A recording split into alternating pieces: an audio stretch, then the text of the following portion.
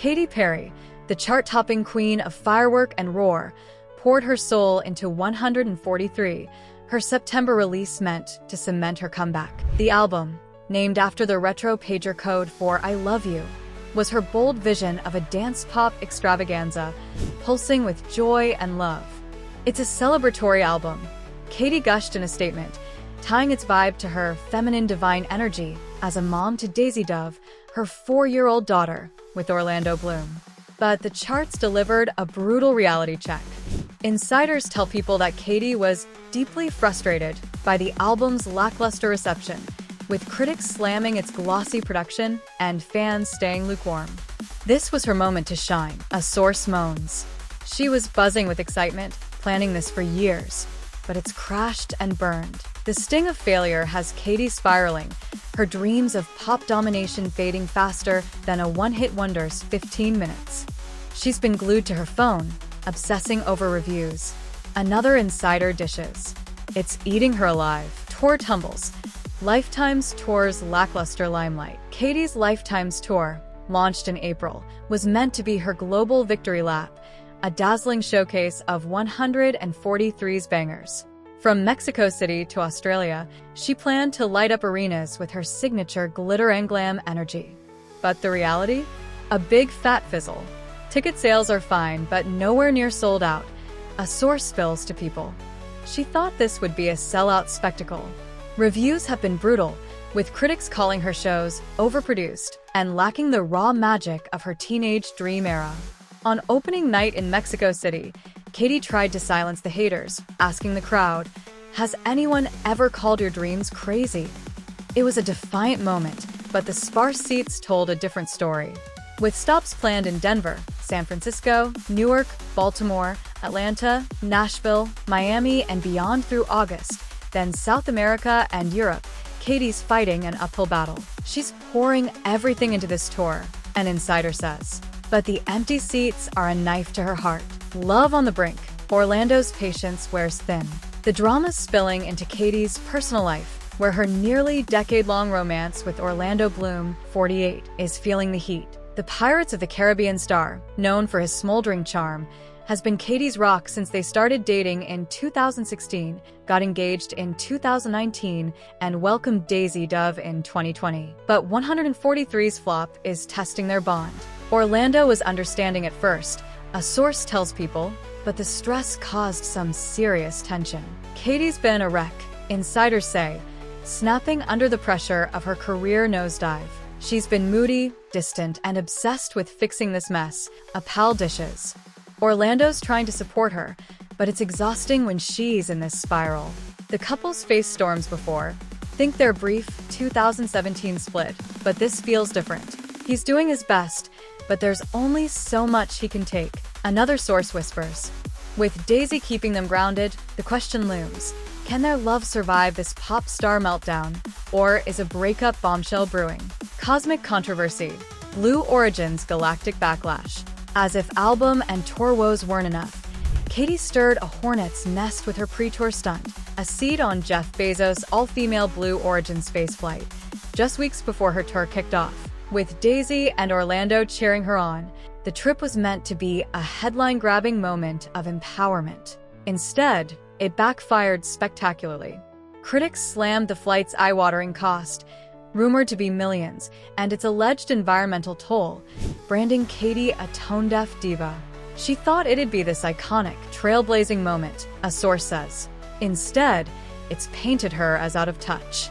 Social media erupted, with fans and foes alike calling it a misstep for a star preaching love and unity. Katy seemed to address the shade on tour, asking her Mexico City crowd about crazy dreams, but the damage was done. The backlash blindsided her. An insider reveals she's used to criticism, but this felt personal. The cosmic dramas only fueled the tabloid fire, turning Katy's starry moment into a PR nightmare. Ghosts of Flops Past, a history of heartbreak. This isn't Katy's first dance with disappointment. Her 2018 album Witness was a critical and commercial dud, plunging her into situational depression. "My heart was broken," she confessed to Vogue Australia in 2018, admitting she tied her self-worth to public approval. I put so much validity in the reaction of the public, and they didn't react how I expected. Sound familiar? 143's flop is like Witness 2.0, and it's hitting old wounds hard. You shouldn't read the good or the bad.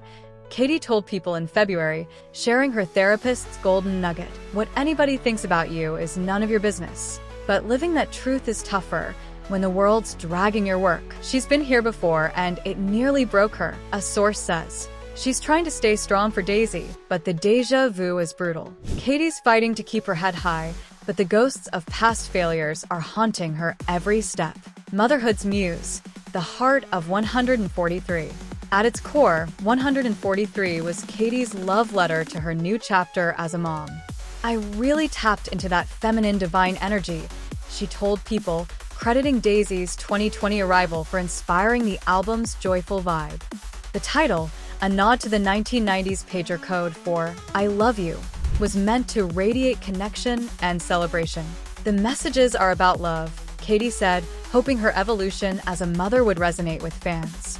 She spent years crafting the record, blending pulsating beats with heartfelt lyrics, envisioning it as her big return to pop's upper echelon. But the fans didn't feel the love. She thought this would be her renaissance, an insider says. Instead, it's like nobody got the memo. The disconnects left Katy questioning if her personal growth got lost in the glitz, making 143's flop a deeply personal blow. The road ahead, Katy's fight to rise. Katy's not waving the white flag. Her Lifetime's tour powers on, with a packed schedule through June in Australia, then North America, think San Francisco, Atlanta, Nashville, South America, and Europe. She's a fighter, a source insists. She's been through worse and come out swinging.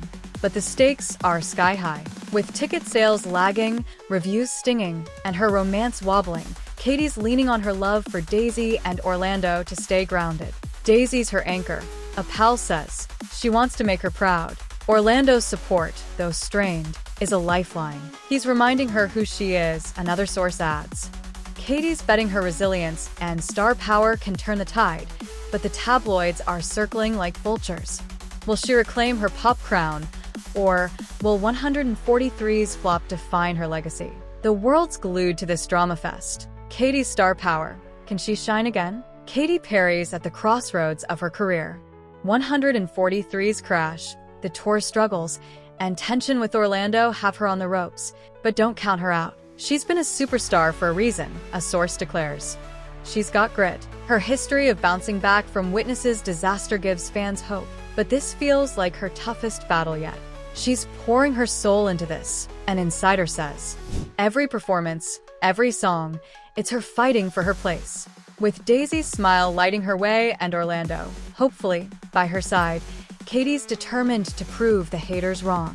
As she jets from continent to continent, the pop queen's betting on her sparkle to outshine the shade. Will she soar like a firework, or will this chapter dim her glow? Stay tuned, because this roller coaster's got more twists to come.